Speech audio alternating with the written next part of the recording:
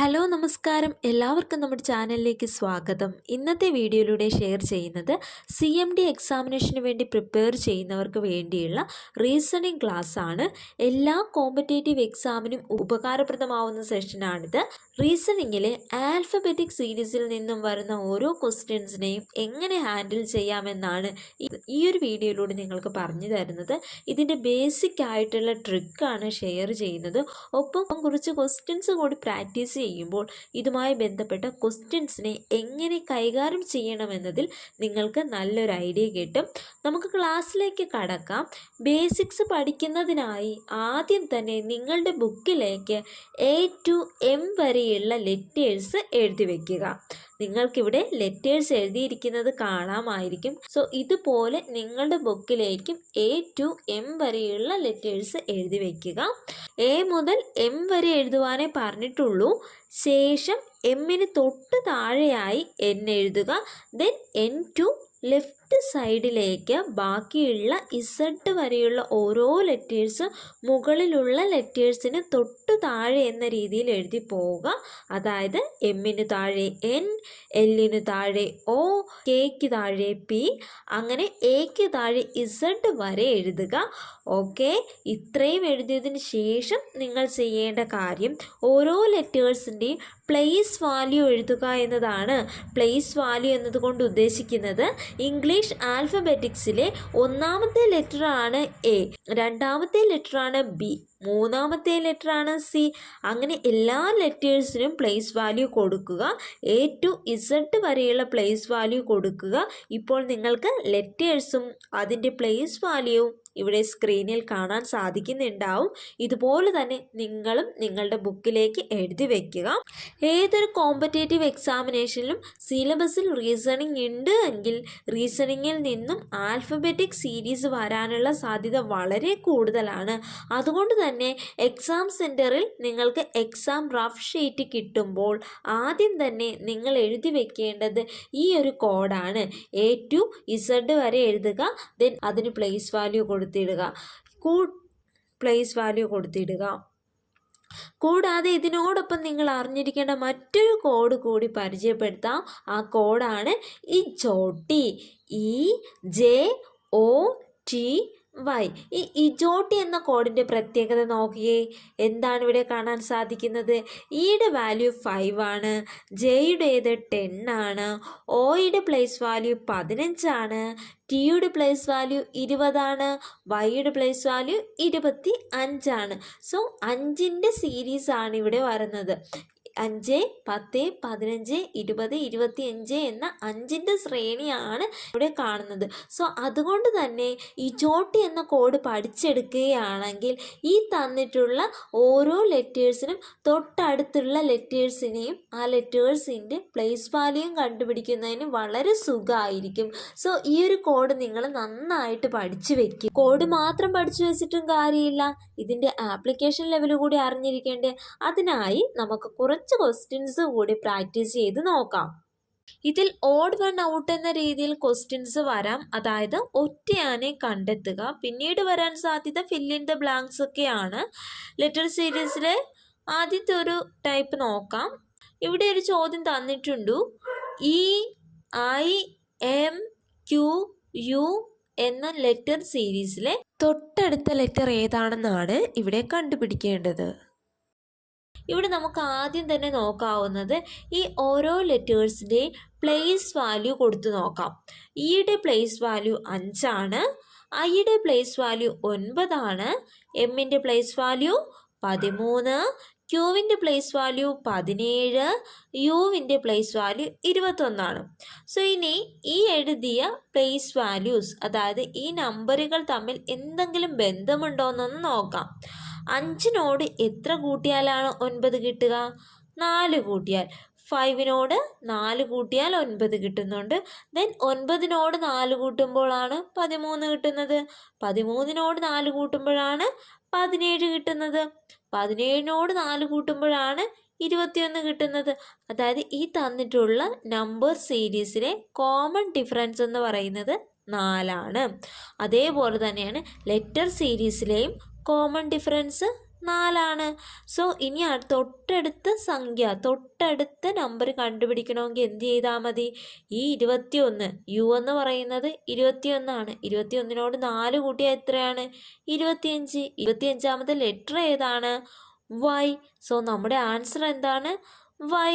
കണ്ടോ, ഇത്രയേ ഉള്ളൂ. ഇവിടെ നമ്പർ സീരീസ് എഴുതി ചെയ്യുന്നത് നമ്മൾ ബേസിക് ആയിട്ട് പഠിക്കുന്ന കൊണ്ടാണ് നമ്പർ തന്നെ എഴുതി ചെയ്യുന്നത്. അതല്ല, നന്നായിട്ട് പ്രാക്ടീസ് ചെയ്യുന്ന ഒരു കുട്ടിയെ സംബന്ധിച്ചിടത്തോളം ഇത് ഒറ്റ നോട്ടത്തിൽ തന്നെ അവർക്ക് മനസ്സിലാകും. ഒരു ലെറ്ററിന് ശേഷം തൊട്ടടുത്ത 4ാമത്തെ ലെറ്ററാണ് വരുന്നതെന്ന് ജസ്റ്റ് നോക്കുമ്പോൾ തന്നെ മനസ്സിലാകും. അവർക്ക് പെട്ടെന്ന് ചെയ്യാനായിട്ട് പറ്റും. ഒന്നില്ലെങ്കിൽ നിങ്ങൾക്ക് കാണാതെ ഈ നമ്പേഴ്സ് പഠിച്ചെടുക്കാം, അതായത് ഓരോ ലെറ്റേഴ്സിൻ്റെയും പ്ലേസ് വാല്യൂ പഠിച്ചെടുക്കാം. അതല്ല എങ്കിൽ ഇങ്ങനെ എഴുതി ചെയ്താലും മതി, അതിലൊന്നും പ്രശ്നമില്ല. നന്നായിട്ട് പ്രാക്ടീസ് ചെയ്ത് കഴിഞ്ഞാൽ പെട്ടെന്ന് ചെയ്തു പോകാൻ പറ്റും. ഒരുപാട് സമയമൊന്നും ഇതിന് വേസ്റ്റായി പോകത്തില്ല. വളരെ സിമ്പിളായിട്ട് ചെയ്യാൻ പറ്റുന്ന ഒരു റീസണിങ് പാർട്ടാണ് ഈ പറയുന്ന ലെറ്റർ സീരീസ് എന്ന് പറയുന്നത്. വളരെ സിമ്പിളാണ്. അടുത്ത ക്വസ്റ്റ്യൻ നോക്കാം. RUXAD എന്ന ലെറ്റർ പാറ്റേണിൽ തൊട്ടടുത്ത ലെറ്റർ ഏതാണെന്നാണ് ചോദിച്ചിട്ടുള്ളത്. അപ്പോൾ അത് കണ്ടുപിടിക്കാനും നമ്മൾ ആദ്യം തന്നെ എന്ത് എഴുതണം? ഓരോ ലെറ്ററിൻ്റെയും പ്ലേസ് വാല്യൂസ് എഴുതി നോക്കാം. ആറിൻ്റേത് 18ആണ്, യുവിൻ്റേത് 21ആണ്, എക്സിൻ്റേത് 24, ദെൻ എയുടേത് 1ആണ്, ഡിയുടേത് 4ആണ്. ഇനി തൊട്ടടുത്ത സംഖ്യ എങ്ങനെ കണ്ടുപിടിക്കും? തൊട്ടടുത്ത ലെറ്റർ എങ്ങനെ കണ്ടുപിടിക്കും? അതിനുവേണ്ടി നമ്മൾ ഇതിൻ്റെ കോമൺ ഡിഫറൻസ് നോക്കാം. 18ഉം 21ഉം തമ്മിലുള്ള കോമൺ ഡിഫറൻസ് എത്രയാണ്? 3ആണ്. 21ഉം 24ഉം തമ്മിലുള്ള ഡിഫറൻസ് എത്രയാണ്? 3ആണ്. അതുപോലെ തന്നെ 24ഉം 1ഉം തമ്മിലുള്ള ഡിഫറൻസ് അതെങ്ങനെ 3 ആയെന്നൊരു സംശയം വരാം. സോ എക്സ് 24, ദെൻ എ എന്ന് പറയുന്നത് 1ആണ്, ഡി എന്ന് പറയുന്നത് 4ആണ്. അപ്പോൾ 24ൽ നിന്നും എങ്ങനെ 1ലേക്ക് പോയെന്നൊരു സംശയം ഉണ്ടാവാം. സോ നമുക്ക് ആകെപ്പാട് 26 ലെറ്റേഴ്സേ ഉള്ളൂ. അതുകൊണ്ട് തന്നെ നമുക്ക് 24നോട് 3 കൂട്ടി നോക്കാം.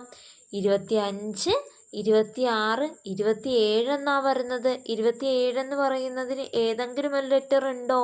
ഇല്ല. അതുകൊണ്ട് 27ന് പകരം നമ്മൾ അവിടെ ചേർക്കേണ്ടത് 1ആണ്.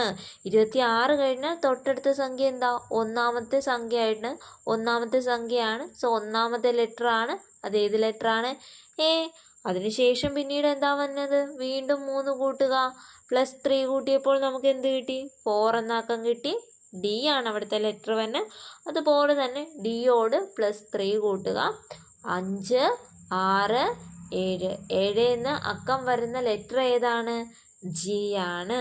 സോ ഇത്രയേ ഉള്ളൂ ഈ ഒരു ക്വസ്റ്റ്യൻ പാറ്റേണിൽ നമ്മൾ ശ്രദ്ധിക്കേണ്ട കാര്യങ്ങൾ. അടുത്തൊരു ക്വസ്റ്റ്യൻ നോക്കാം.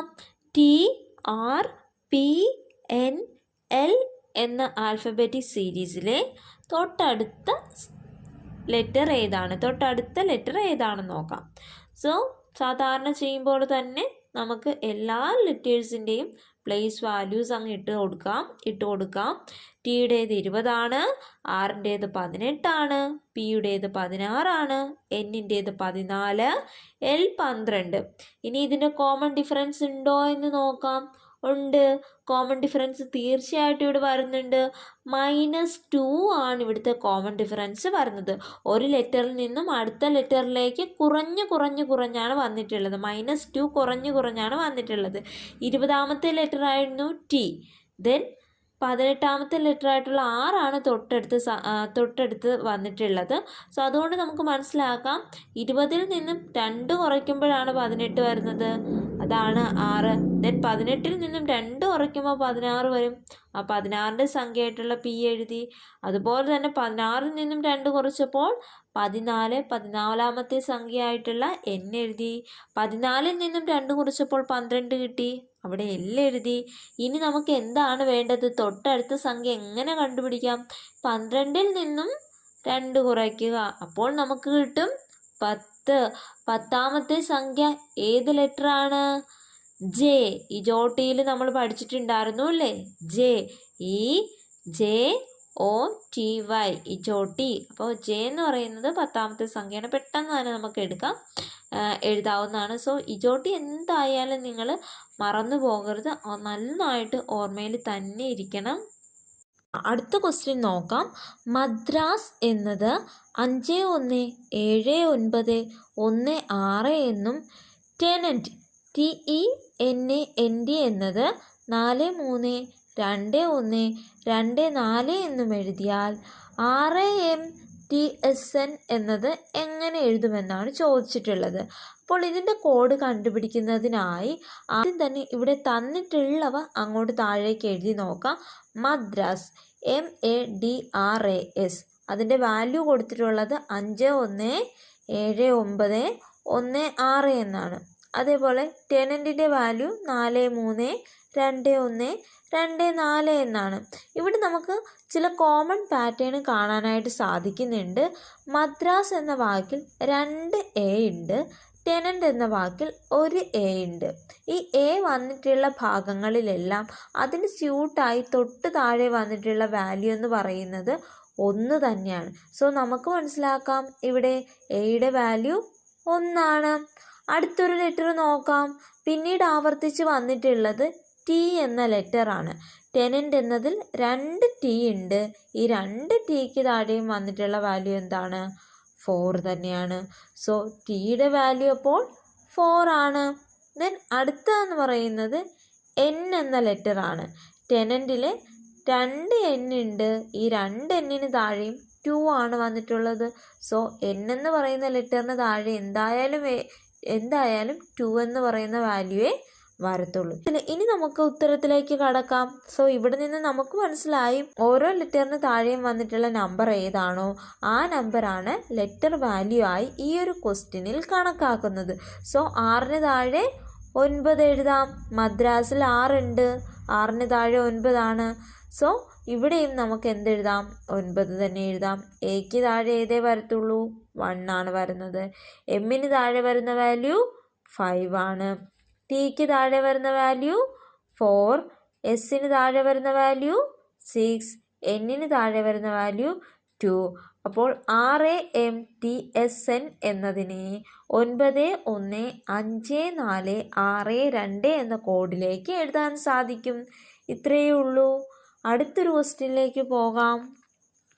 CUP എന്നത് 40 എന്ന് എഴുതിയാൽ KITE കൈറ്റ് എന്നത് എങ്ങനെ എഴുതുമെന്നാണ് ചോദിച്ചിട്ടുള്ളത്. അപ്പോൾ ഇവിടെ നമ്മൾ കണ്ടെത്തുന്നത് CUP 40 എങ്ങനെ കിട്ടിയെന്ന് നോക്കണം. സോ അതിൻ്റെ പാറ്റേൺ, ആ ഒരു പാറ്റേണിൽ തന്നെ കൈറ്റിൻ്റെയും വാല്യൂ കണ്ടുപിടിക്കാം. ആദ്യം CUP 40 എങ്ങനെ കിട്ടിയെന്ന് നോക്കാം. അതിനായി നമ്മൾ സാധാരണ ചെയ്യുമ്പോൾ തന്നെ സിയുടെ പ്ലേസ് വാല്യൂ എഴുതി 3 ആണ്, യുവിൻ്റെ പ്ലേസ് വാല്യൂ 21 ആണ്, പിയുടെ പ്ലേസ് വാല്യൂ 16 ആണ്. ഇനി ഇതെല്ലാം കൂടി ഒന്ന് ആഡ് ചെയ്ത് നോക്കാം. +21 + 16 ഇതെല്ലാം കൂടി ആഡ് ചെയ്യുമ്പോൾ നമുക്ക് കിട്ടും ആൻസർ എത്രയാ? 40. അപ്പോൾ ഈ ഒരു പാറ്റേൺ ആണ് കപ്പ് എന്നതിൽ ഫോളോ ചെയ്തിട്ടുള്ളത്. സോ സെയിം പാറ്റേൺ തന്നെ കൈറ്റിലും യൂസ് ചെയ്യുക. കെയുടെ പ്ലേസ് വാല്യൂ ആയിട്ടുള്ള 11, ഐയുടെ പ്ലേസ് വാല്യൂ 9, ടിയുടെ പ്ലേസ് വാല്യൂ 20, ഇയുടെ പ്ലേസ് വാല്യൂ 5. ഇതെല്ലാം കൂടി ആഡ് ചെയ്യുക. സോ ഉത്തരം നമുക്ക് കിട്ടിയിട്ടുണ്ട്. ഉത്തരം 45 ആണ്. അതായത് ഇവിടെ എന്ത് പാറ്റേൺ ആണ് ഫോളോ ചെയ്തത്? തന്നിരിക്കുന്ന വേർഡിൻ്റെ ഓരോ ലെറ്ററിൻ്റെയും പ്ലേസ് വാല്യൂവിൻ്റെ സമ്മാണ് ആൻസറായി വരുന്നത്. ഒരു ചോദ്യം കൂടി നോക്കാം. ബാഗ് BAG ബാഗ് എന്നത് 71 എന്ന് എഴുതിയാൽ VICE വൈസ് എന്നത് എങ്ങനെ എഴുതും? സോ നമുക്ക് ബാഗ് എന്നത് 71 എന്നെങ്ങനെ കിട്ടിയെന്ന് ആദ്യം നോക്കാം. BAG ബിയുടെ പ്ലേസ് വാല്യൂ സാധാരണ രീതിയിൽ ചെയ്യുമ്പോൾ തന്നെ ആദ്യം തന്നെ ഇതിൻ്റെ പ്ലേസ് വാല്യൂ ആഡ് ചെയ്ത് നോക്കാം. ബിയുടെ പ്ലേസ് വാല്യൂ 2 ആണ്, എയുടേത് 1 ആണ്, ജിയുടേത് 7 ആണ്. ഈ സംഖ്യകൾ തമ്മിൽ കൂട്ടിക്കഴിഞ്ഞാൽ ഒരിക്കലും 71 കിട്ടില്ല എന്ന് നമുക്ക് ഉറപ്പാണ്. ദെൻ ഇതിൻ്റെ സ്ക്വയർ എടുത്ത് നോക്കിയാൽ 71 കിട്ടുമോ എന്ന് ചെക്ക് ചെയ്യാം. 2ൻ്റെ സ്കോർ 4 ആണ്, 1ൻ്റെ സ്കോർ 1 ആണ്, 7ൻ്റെ സ്കോർ 49 ആണ്. സോ ഇവിടെയും സമ്മ് നോക്കുകയാണെങ്കിൽ 54 ആണ് വരുന്നത്, 71 വരുന്നില്ല. അപ്പോൾ നമുക്ക് മനസ്സിലായി ഈ പാറ്റേൺ അല്ല, വേറെ ഏതോ ഒരു രീതിയിലാണ് ബാഗ് എന്നതിന് 71 എന്ന വാല്യൂ കിട്ടിയിട്ടുള്ളത്. അപ്പോൾ ഇനി നമുക്ക് എങ്ങനെ ചിന്തിക്കാം? ഇവിടെ നമുക്ക് തന്നിട്ടുള്ള ഓരോ ലെറ്റേഴ്സിൻ്റെയും ഓപ്പോസിറ്റ് ലെറ്ററിൻ്റെ നമ്പർ വാല്യൂ വെച്ച് ചെയ്ത് നോക്കാം. ഉള്ള ഓരോ ലെറ്ററിൻ്റെയും ഓപ്പോസിറ്റ് ലെറ്റർ എഴുതി നോക്കാം. ദെൻ അതിൻ്റെ പ്ലേസ് വാല്യൂവിൻ്റെ സം എടുത്ത് നോക്കാം. ബിയുടെ ഓപ്പോസിറ്റ് ആയിട്ടുള്ള ലെറ്ററാണ് വൈ. എയുടെ ഓപ്പോസിറ്റ് ആയിട്ടുള്ള ലെറ്ററാണ് സെഡ്. ജിയുടെ ഓപ്പോസിറ്റ് ആയിട്ടുള്ള ലെറ്ററാണ് ടി. വൈയുടെ പ്ലേസ് വാല്യൂ 25 ഇസഡിൻ്റെ പ്ലേസ് വാല്യൂ 26 ടിയുടെ പ്ലേസ് വാല്യൂ 20 ടിയുടെ പ്ലേസ് വാല്യൂ 20. ദെൻ ഇതിൻ്റെ സം എടുത്ത് നോക്കാം. സം എടുത്ത് നോക്കിക്കഴിഞ്ഞാൽ നമുക്ക് കിട്ടിയ ആൻസർ 71. സോ ഈ ഒരു പാറ്റേൺ ആണ് ബാഗിൻ്റെ കേസിൽ യൂസ് ചെയ്തിരിക്കുന്നത്. അതേപോലെ തന്നെ വൈസും കണ്ടുപിടിക്കാമല്ലോ. വൈസും കണ്ടുപിടിക്കാനായിട്ട് എന്ത് ചെയ്യണം? വിയുടെ ഓപ്പോസിറ്റ് ആയിട്ടുള്ള ലെറ്റർ ഏതാണ്? ഇ. ഐയുടെ ഓപ്പോസിറ്റ് ആയിട്ടുള്ള ലെറ്റർ ഏതാണ്? ആർ. സിയുടെ ഓപ്പോസിറ്റ് ആയിട്ടുള്ള ലെറ്റർ എക്സ്. ഇയുടെ ഓപ്പോസിറ്റ് ആയിട്ടുള്ള ലെറ്റർ വി. ഇനി ഇതിൻ്റെ ഓരോന്നിൻ്റെയും നമ്പേഴ്സ് കൂടി എഴുതാം. ഇയുടേത് 5, ആറിൻ്റേത് 18, എക്സിൻ്റേത് എത്രയാണ്? 24, വിയുടേത് എത്രയാണ്? 22. ഇതിൻ്റെ എല്ലാം സം എടുത്ത് നോക്കാം. നമുക്ക് കിട്ടി ആൻസർ 69. ആൻസർ 69. ഇത്രയും ക്വസ്റ്റ്യൻസ് ആണ് ഇന്നത്തെ ക്ലാസ്സിൽ ഉൾക്കൊള്ളിച്ചിട്ടുള്ളത്. വളരെ ബേസിക് ആയിട്ടുള്ള കാര്യങ്ങളാണ് പറഞ്ഞിട്ടുള്ളത്. ആൽഫബറ്റ് സീരീസ് ആയാലും നമ്പർ സീരീസ് ആയാലും ഒരുപാട് ടൈപ്പ് ഉണ്ട്. SSC, RRB, PSC ഇതുമായി ബന്ധപ്പെട്ട റിലേറ്റഡ് ക്വസ്റ്റ്യൻസ് എല്ലാം ഗൂഗിളിലൊക്കെ അവൈലബിൾ ആണ്. ജസ്റ്റ് നിങ്ങൾക്ക് സെർച്ച് ചെയ്ത് നോക്കാവുന്നതാണ്. മാക്സിമം ക്വസ്റ്റ്യൻസ് ചെയ്ത് പഠിക്കുക, മാക്സിമം പ്രാക്ടീസ് ചെയ്യുക. ഗൂഗിൾ, യൂട്യൂബ്, ടെലിഗ്രാം ഇതിലൊക്കെ ഒരുപാട് സ്റ്റഡി മെറ്റീരിയൽസ് കിട്ടും. അതൊക്കെ ഉപയോഗപ്പെടുത്തുക. എല്ലാം ഒരുമിച്ചിരുന്ന് നോക്കണമെന്നല്ല പറയുന്നത്. നിങ്ങൾക്ക് ആവശ്യമെന്ന് തോന്നുന്ന കാര്യങ്ങൾ പഠിച്ചെടുക്കുക. ഈ ക്ലാസ്സിനെ കുറിച്ചുള്ള അഭിപ്രായം കൂടി ഒന്ന് പറയണേ. ഈ ക്ലാസ് എങ്ങനെയുണ്ട്? നിങ്ങൾക്ക് മനസ്സിലാവുന്നുണ്ടോ? ജസ്റ്റ് ഒന്ന് നിങ്ങളുടെ അഭിപ്രായം കമൻറ്റ് ചെയ്യുക. ദെൻ ഇജോട്ടി എന്ന് പറഞ്ഞ ആ ഒരു കോഡ് നിങ്ങൾ മറന്നു പോകരുത്. പിന്നെ കുറച്ച് പേര് ലോങ് വീഡിയോ ആക്കി ചെയ്യുന്നൊക്കെ പറയുന്നുണ്ടായിരുന്നു. ഞാൻ ശ്രമിക്കാം, ലോങ് വീഡിയോ ചെയ്യാൻ നോക്കാം. ദെൻ വേറെ എന്തെങ്കിലും സോഴ്സസ് പഠിക്കാനുണ്ടോ എന്നൊക്കെ ചോദിച്ചിട്ടുണ്ടായിരുന്നു. ഈ പറഞ്ഞ പോലെ യൂട്യൂബും ടെലിഗ്രാമും ഒക്കെയാണ് പ്രധാനപ്പെട്ട സോഴ്സ്. കൂടാതെ നിങ്ങൾക്ക് ഗൂഗിളിൽ സെർച്ച് ചെയ്തും കാര്യങ്ങൾ മനസ്സിലാക്കാവുന്നതാണ്. നിങ്ങൾക്ക് ഈ ഒരു വീഡിയോ ഉപകാരപ്രദമായാൽ തീർച്ചയായും ലൈക്ക് ചെയ്യുക, ഷെയർ ചെയ്യുക, കമൻറ്റ് ചെയ്യുക, സബ്സ്ക്രൈബ് ചെയ്യുക. താങ്ക്